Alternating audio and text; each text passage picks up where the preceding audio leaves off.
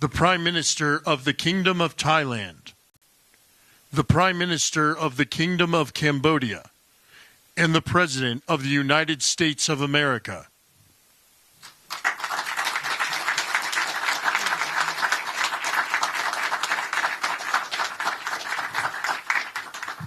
Well, this is so exciting because we did something that a lot of people said couldn't be done, and we saved maybe millions of lives on this one peace deal itself. And I'll tell you what makes me so happy is the two countries we're dealing with, and the third that helped so much. I appreciate so much. Maybe it couldn't have been done without you, but they really like each other. I'm not used to that when I do these deals. Usually there's a lot of hatred. They liked each other, so it made it a little bit easier. But millions of people are alive today because of this peace treaty. So before I begin, I want to extend our deepest condolences to the Prime Minister, Newton, as well as His Majesty, the King of Thailand, and the entire nation on the passing of Her Majesty, Queen Sirikhet, the Queen Mother, and a beautiful, incredible woman who is so respected all over the world, actually respected. I know the people of Thailand will remember her forever as the embodiment of dignity, kindness, and grace. This just happened. But this is a woman who was so loved and respected. Today we honor the memory by bringing the blessing of peace to the nation she dearly loved. She loved this nation like few people love their nations. This is a momentous day for all of the people of Southeast Asia as we sign a historic agreement to end the military conflict between Cambodia and Thailand. And we're so honored to be involved in that. It's so important to me. Two great countries, but they were going at it. I want to congratulate the two courageous leaders, and that's what they are. They were courageous, who are taking this monumental step. Prime Minister Hun Manet and Prime Minister Newton. I also want to thank Prime Minister Anwar of Malaysia. I called him right at the beginning, and I said, you have two countries that are fighting right next to you. We need a third place. We need a sort of a neutral place, right? And he was there, and I said to him, if we get this solved, I'm coming to your country. And I told the truth, didn't I? A lot of times they say that, and that's the last you ever see. But I felt I had an obligation to come because you were so great, and the two men alongside of you are so great. Historic figures now, really historic figures. So I felt it was an obligation I had. I told it to you. That was about a year ago. And all of this has taken place. It's been so beautiful to see. It had started, and there was a lot of killing, and then when we got it stopped very quickly. In this case, some we did in 32 years. It took 32 years to get them stopped. They were fighting for a long time. This was very nasty, but it was stopped very quickly before it started. And the two leaders have great respect for each other. But the Prime Minister played a very important role in helping convene the two sides for discussions here in Kuala Lumpur. Earlier this year, an armed clash broke out along the border of these two countries, really ancient countries by most standards. They've been long time, tremendous cultures, resulting in numerous deaths and thousands and thousands of people displaced from their homes. It was starting. Because of America's strong commitment to stability and peace in this region and every region where we can do it, my administration immediately began working to prevent the conflict from escalating. I held phone calls with both leaders. I was actually at Turnberry in Scotland when I did this. And we had a lot of phone calls, the three of us and then the four of us. We had a lot of phone calls. It was a beautiful day. I remember how beautiful it was. Turnberry is a great place, but I said, this is much more important than playing around the golf. So we sat there all day long making phone calls, and it was amazing the way it came together very quickly. I mean, really very quickly. You caused me very good entertainment. I could have had a lot of fun, but this is much more fun for me than anything having to do with almost anything, because you're saving people and saving countries. But ask them to choose the path of prosperity and peace over needless bloodshed and war. At the end of July, after extremely productive discussions, we reached a ceasefire agreement. And now these gentlemen, and they really are gentlemen, high-quality people, both went to college in the United States, and now these gentlemen are about to sign what we're calling the Kuala Lumpur Peace Accords. Good name. Both countries are agreeing to cease all hostilities and work to build good neighborly relationships, which have already started. 18 Cambodian prisoners of war will be released, and under this agreement, observers from ASEAN countries, including Malaysia, will be deployed to make sure that the peace prevails and endures. I have no doubt that it will.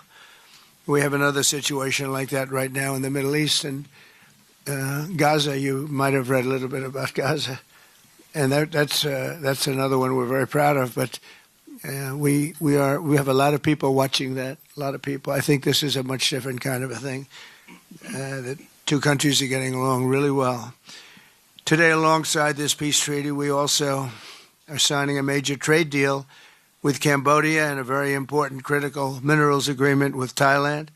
The United States will have a robust commerce and cooperation transactions, lots of them, with both nations as long as they live in peace. And I really feel that when we make deals, we see two countries that we do a lot of business with. We do a lot of business with both of them. We have to use that business to make sure they don't get into wars. But this is going to be a very long peace. So as you know, this is one of 8 wars that my administration has ended in just 8 months. We're averaging one a month. There is only one left, although I heard that Pakistan and Afghanistan have started up, but I'll get that solved very quickly. I know them both, and the Pakistan, the Field Marshal and the Prime Minister are great people, and I have no doubt we're going to get that done quickly. That one started up a few days ago. And I just feel it's something I can do. I do it nicely. I don't need to do it, I guess, but if I can take time and save millions of lives, that's really a great thing. I can't think of anything better to do. But the 8 wars that my administration has ended in just 8 months, there's never been anything like that. Never. There never will be either. I can't think of any president that ever solved one war. I don't think anybody. They start wars, they don't solve them. So nothing like this has been done in history, and it's an honor to be involved. On behalf of the United States, I'm proud to help settle this conflict and really develop good friendships, including people that work with each team. Look at these very distinguished people, except for my people. My people are much less distinguished, but they're very good. But look, my people understand the joke. But look at these very distinguished people, and I've gotten to know them. I want to thank Marco Rubio for being here. He was great. You always help. He's born for this job. He really was. He was born for this job. Secretary of State Jameson, thank you very much for all you did on helping too. He's the foremost expert on trade, and we're going to be doing another couple of stops where we'll be talking about no war, just pure trade. We'll be talking to President Xi in a day. We'll be stopping at Japan. We'll be stopping at South Korea. And we'll be doing some other things, but they're more related to trade. But on behalf of the United States, I'm proud to help settle this conflict and forge a future for the region where proud independent nations can prosper and thrive, safety, security, and peace. It's an amazing thing that's happened to the United States because a year and a half ago, we were a dead country. We were actually a dead country, and now we're the hottest country anywhere in the world. And when I called you, we were in the process of becoming hot. It's actually quite a while right now, but we were sort of on our way. And we had won the election big in a massive amount. And so I was respected when I called you, and it was a little bit easier. I think it's easier when you respect somebody than if you don't respect somebody. If you don't respect somebody, it never happens. But I won't forget that day because it was one of the first wars that I got involved in. And I love doing it. It's like I shouldn't say it's a hobby because it's so much more serious than a hobby, but it's something that I'm good at, and it's something I love to do. The United Nations should be doing this, but they don't do it. You know, they don't do it. They turned off my teleprompter when I made a speech. I had to make a speech without a teleprompter. They're good at that. The escalator wasn't working too well. It came to a complete halt. But, I mean, the United Nations has such great potential. I wish they could do it. They didn't get involved with us at all. We just did the deal and reported the deal, and everybody was sort of amazed that we got it done so quickly and so nicely. But now I'd like to ask Prime Minister Anwar to say a few words, and then we'll hear from Prime Minister Hun Manet and Prime Minister Newton. And these are, I just have to say it for a last time, these are incredible men. The way they came together, the way they worked so hard, and we worked long hours. It was not long days because the days were few in number, but the hours were very long and very intense. There was a lot of intensity going on because there was a lot of shooting happening while we were talking. That brings it to a new level. And the three men sitting there should really be credited with having done just an incredible job for humanity. Thank you all very much. It's an honor to have worked with you. Appreciate it. Please.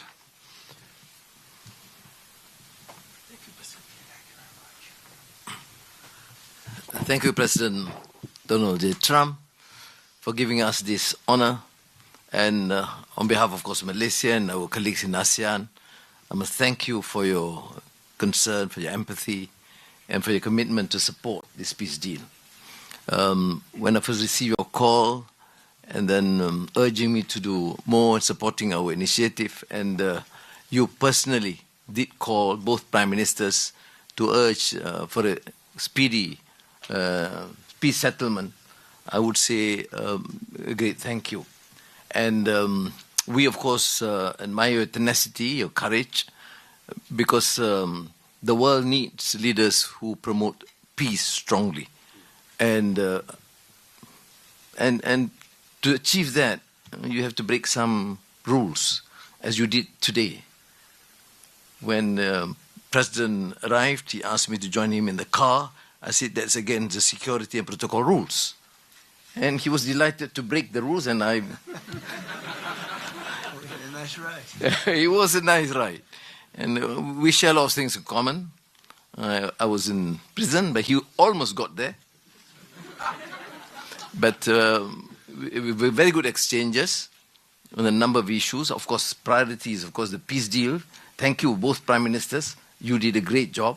We are delighted to have you as colleagues, as true friends, and you understand the need to secure peace to save our people, and also the ASEAN position as a region of peace and prosperity. And I must also share with you here that I took the opportunity, full opportunity, without Secretary Rubio knowing this, exploring other issues too, and thank the President for his effort to secure peace in many parts of the world, including Gaza, and urging him to remain focused and ensure that there's a comprehensive peace that the world requires. And I am delighted, truly, President, to hear from you personally how determined you are to ensure that peace is achieved in the most intractable areas, almost impossible. But you did it, and we have shown our support and call on the United States in particular to continue this with the support of many, not only neighbors, but the part of the world. But I must also take this opportunity to thank Secretary Rubio, Jamieson, and Ambassador Kagan, because they were very helpful. I mean, you didn't say that, but I must say that, because they were extremely helpful in ensuring that you come here. I mean, I wasn't sure when you said to me, yes, Prime Minister Anwar, I'm coming. Well, I'm not sure, because, you know, I deal with a lot of politicians. But you are an exception. Thank you, Mr. Donald Trump. Thank you very much again.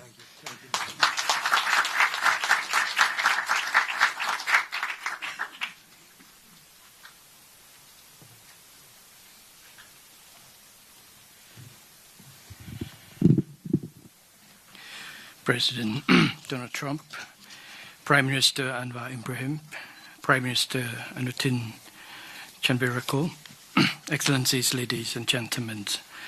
Today marks a historic moment, profound significance for Cambodia and Thailand, a day that reaffirms our shared conviction that peace is always possible when nations have the courage and wisdom to pursue it together.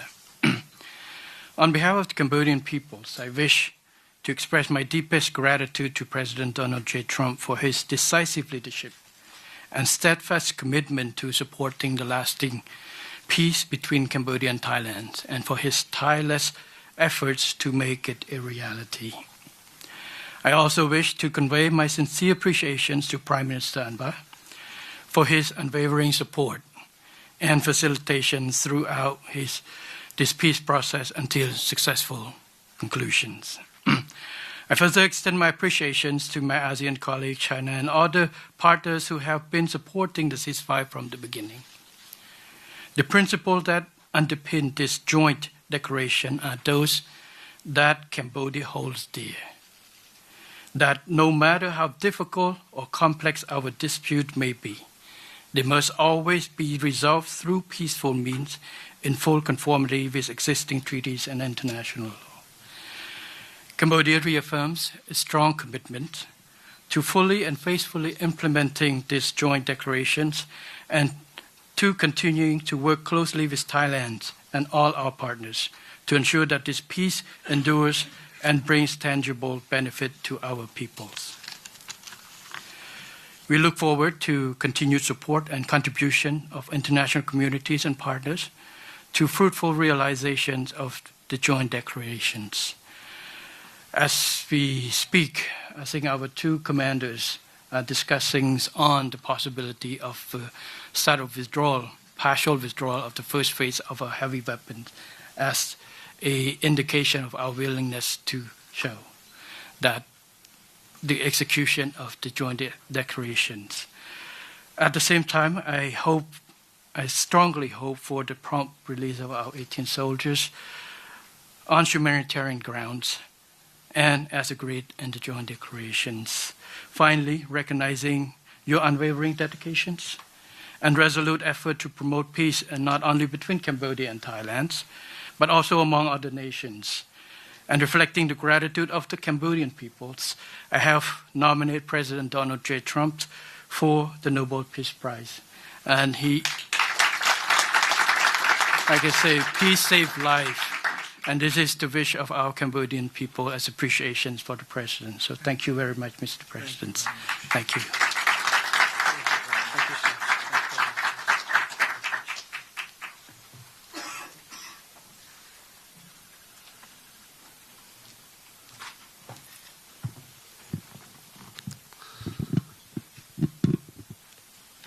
President Trump, Prime Minister Anwar, Prime Minister Hun Manet, Excellencies, distinguished colleagues, today marks a new chapter for Thailand and Cambodia. Today we take a concrete step towards peace. I would like to thank Prime Minister Anwar Ibrahim for the leadership as ASEAN Chair and your strong efforts in upholding ASEAN unity. And I also wish to express my sincere appreciation to President Donald J. Trump for your personal dedication to peace between our two countries. And in addition, I thanks so much for the kind words of condolences that the President has given to our country on the great loss of our beloved Queen Mother. It means a lot to Thai people. We have come a long way since agreeing to the ceasefire here in Malaysia on 28th of July. The discussions since then have led to this important outcome, which is the signing of our joint declaration today. And I have to thank Prime Minister Hun Manet for his cooperation and support that led us to this moment. Thailand stands for peace, This declaration reflects our will to resolve differences peacefully, in full respect of sovereignty and territorial integrity. This declaration, if fully implemented, will provide the building blocks for a lasting peace. But more importantly, it will begin the process of mending our ties. Our border communities have been divided by conflict, and innocent civilians have suffered immense losses. This declaration places a firm responsibility on our two parties to act. I believe we can achieve what seemed beyond reach a few months ago. To this end, I welcome the agreement that following the signing of this joint declaration today, both sides will begin implementing all the agreed points, in particular, promptly removing heavy weapons from the border areas to ensure the safety of our people, to build confidence and trust. And Thailand will also begin the process of releasing the 18 detained Cambodian soldiers. We have a responsibility to act in earnest and in good faith, and that we restore livelihoods and protect the well-being of our communities along our shared border. To achieve real change on the ground, what we agree on here must be implemented. Only then can we truly turn to a new page. Only then can we assure that our people's security and safety. Only then can we achieve real peace. This is what our people expect of us, and this is what they deserve. Peace with dignity. Going forward, I call on our friends to continue supporting this process so that the joint declaration is implemented fully and in good faith, rebuilding stability, trust, and renewed cooperation between Thailand and Cambodia and across our region. I am also pleased that today we announced the joint statement on the framework for a U.S.-Thailand agreement on reciprocal trade, which I hope will facilitate our negotiations on tariffs for conclusion by end of this year.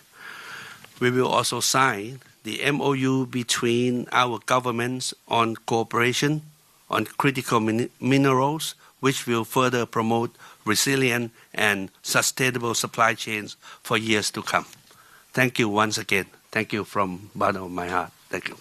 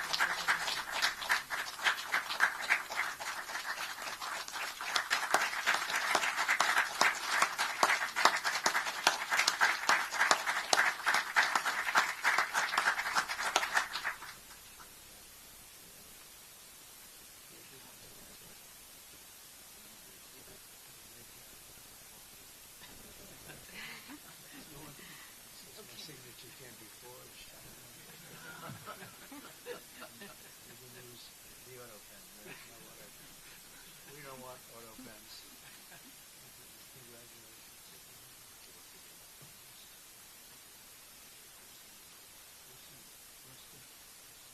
Thank you very much, everybody. We have additional tremendous agreements, day. Mr. President. Yes. We have the Cambodian trade deal and we have the critical minerals agreement to sign. We're going to sign that. We're More signing our agreements. trade deal. I thought we could forget about this deal. They make a very good deal. This is the Cambodian trade deal, Mr. President.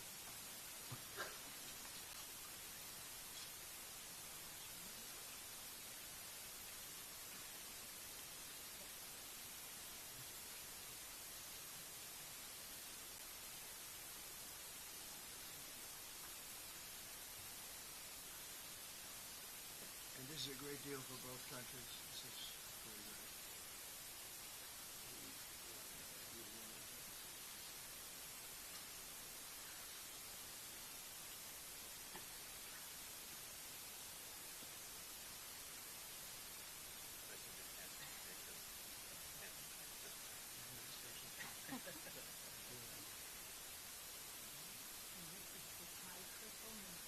Okay.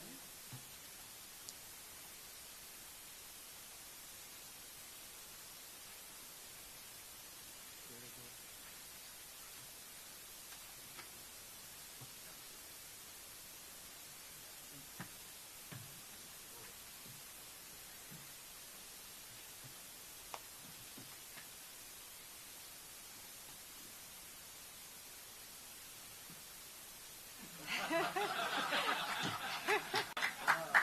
That's a good move.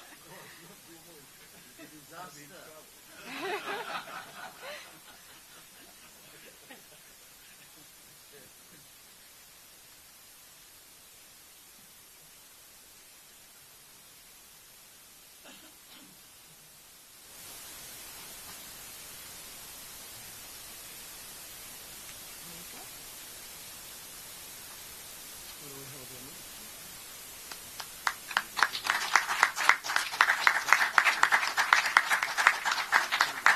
Go ahead. Let's hold it. All of them together.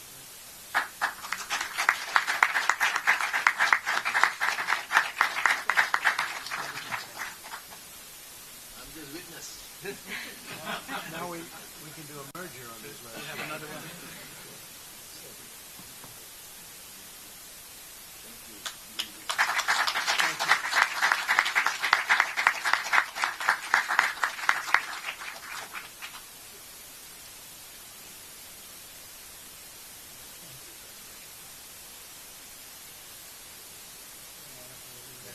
I'll collect.